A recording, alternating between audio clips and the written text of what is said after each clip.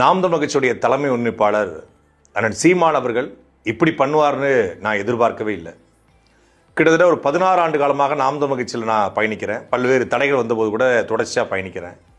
ஆனால் இப்படி அண்ணன் சீமான் பண்ணுவார்னு நான் சத்தியமாக கனவுல கூட நினைச்சு பார்க்கல.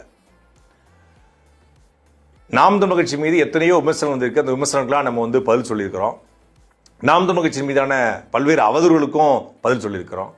ஆனால் இப்படி அண்ணன் சீமான் அவர்கள் பண்ணுவார் அப்படின்னு சொல்லி நான் எதிர்பார்க்கவே இல்லை. எத்தனையோ தடைகள், எத்தனையோ சிக்கல்கள், என்ஐஏ, காவல்துறை வழக்கு, சிறை இதெல்லாம் வந்தபோது கூட நம்ம நின்றுக்கிறோம்.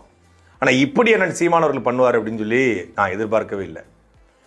ஒரு 2 நாளைக்கு முன்னாடி சென்னையில் துறைமுக பகுதியை சார்ந்த ஒரு நபருடைய திருமண வீட்டுக்கு நாம் தமிழர் கட்சியுடைய தலைவர் சீமான் அவர்கள் போயிருக்காங்க.